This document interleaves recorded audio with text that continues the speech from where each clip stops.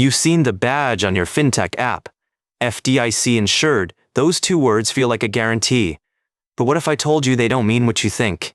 This is Small Business Signals. I'm here to help you read the financial landscape before it blindsides your business. Today we're talking about a trap hiding in plain sight. A quick note, this is not financial advice. I'm sharing information to help you make informed decisions. Always consult with a qualified advisor for your specific situation. In April 2024, a company called Synapse Financial filed for bankruptcy. Most people had never heard of them, but over 200,000 account holders were about to learn. Their accounts were frozen, not for a day, not for a week, for months. And $85 million? Just gone. Unaccounted for. These weren't careless people. They'd done what they thought was due diligence. They saw the FDIC badge. They trusted the system, and the system failed them. So today, we're going to break down exactly what happened, why it matters to you, and how to protect your business from the same trap. First, let's understand the players. When you open an account with a neobank, Mercury, Chime, Yotta, dozens of others, you're not actually banking with them directly. These neobanks don't hold banking charters themselves. Instead, they partner with traditional banks through something called Banking as a Service, BaaS for short. Think of it as a supply chain. Your money flows from the app through a middleman, the BaaS provider, and eventually lands at an actual bank with a federal charter. Synapse Financial Technologies was one of those middlemen. Founded in San Francisco in 2014, they positioned themselves as the invisible infrastructure powering modern fintech. For years it worked. Synapse connected fintech startups to partner banks. They handled the compliance, the ledgers, the money movement. Everybody made money. Nobody asked too many questions. But here's the problem, nobody was watching closely enough. According to a court-appointed trustee, Synapse did not keep track of the money at all. When Synapse collapsed, massive disparities emerged between their internal records and what the partner banks actually held. The math simply didn't add up. Over 200,000 accounts were affected by the Synapse bankruptcy, and approximately $85 million in customer funds went completely unaccounted for. In May 2024, tens of thousands of customers discovered their accounts were frozen. They couldn't pay rent, couldn't make payroll, couldn't access money that was supposed to be theirs. One affected customer told CNBC, "I have nearly $38,000 tied up."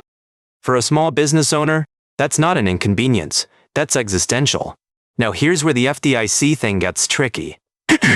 Those accounts were technically held at FDIC Insured banks, Evolve Bank and Trust, other partners. Real banks with real charters. So the money was insured, right?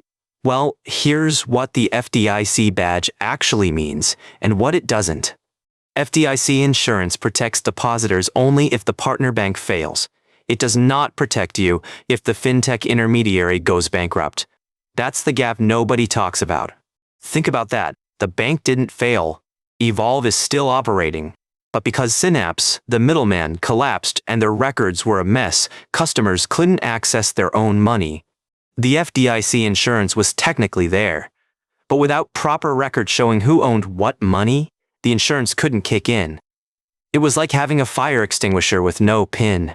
By November 2024, only 11.8 million of the 64.9 million from one affected platform, Yotta, had been returned to customers. This wasn't some fly-by-night operation. Major fintech companies used Synapse. Venture capitalists had poured money into it. It looks legitimate because, on paper, it was. Most neobanks rely on third-party partnerships for core services like cards, payments, and infrastructure. That creates single points of failure throughout the system. And this isn't a small corner of the banking world. The neobank market is exploding. Let me give you a sense of the scale we're talking about here. The global neobanking market is projected to grow from $310 billion in 2026 to $7.6 trillion by 2034. Business accounts hold 67% of that market share. That means more small businesses than ever are trusting these platforms with their operating cash.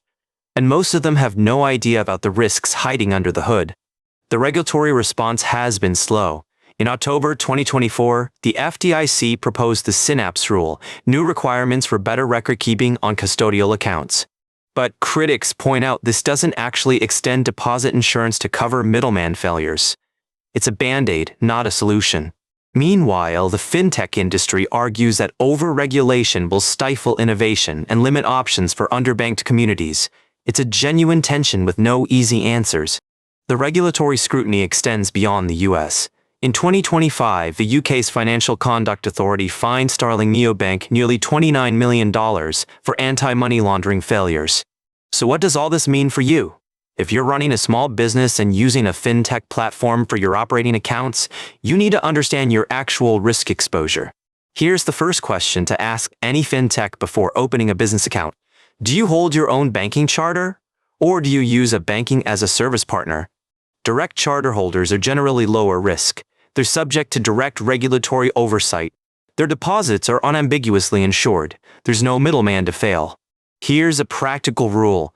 Never keep more than 30 days of operating expenses in any single fintech account.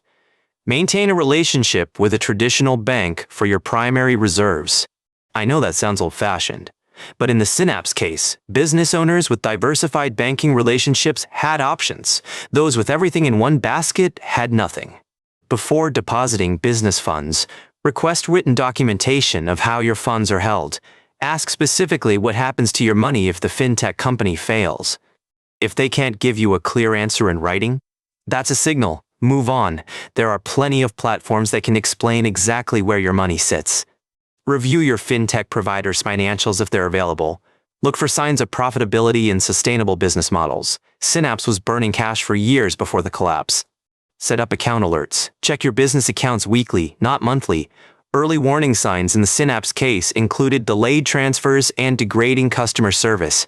If your transfers start taking longer than usual or customer support becomes unresponsive, that's not the time to wait and see. That's the time to move your money.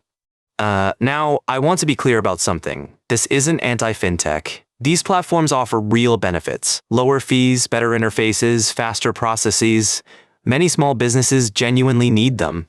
The problem isn't fintech itself. The problem is the gap between what customers assume they're getting and what they're actually getting. That gap can ruin a business. The fintech industry is expected to see increased regulatory focus on operational resilience and third-party risk management through 2026 and beyond. But regulation moves slowly. And until the rules catch up to the risks, the responsibility falls on you, the business owner, to protect yourself. So let me give you a quick framework. Call it the charter check before you deposit any significant business funds. Step 1. Ask if they hold their own charter or use a BaaS partner. Step 2. Get written documentation of fund custody. Step 3.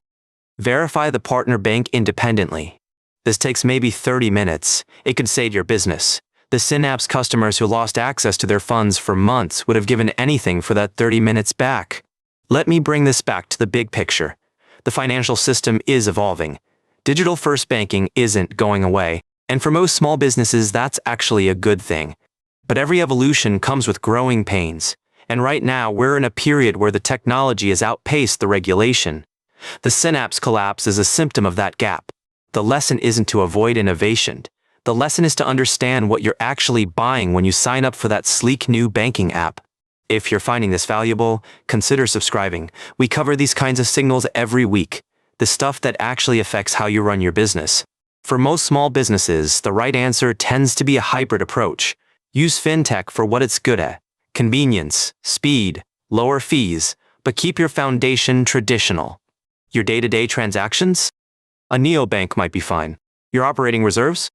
The money you need to survive a crisis? That belongs somewhere with a direct charter and clear custody. There's no shame in being cautious with your operating capital. The business owners who suffered most in the Synapse collapse weren't naive. They just trusted the wrong signal.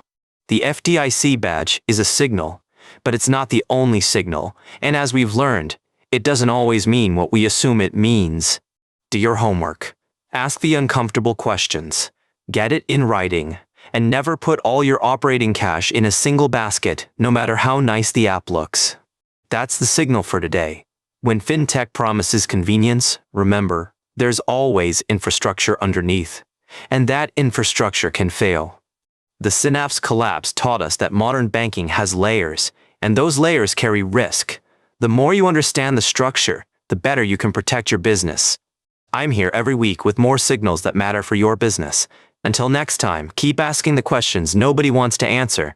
That's where the truth usually hides. This has been Small Business Signals. Stay informed, stay protected, and I'll see you in the next one.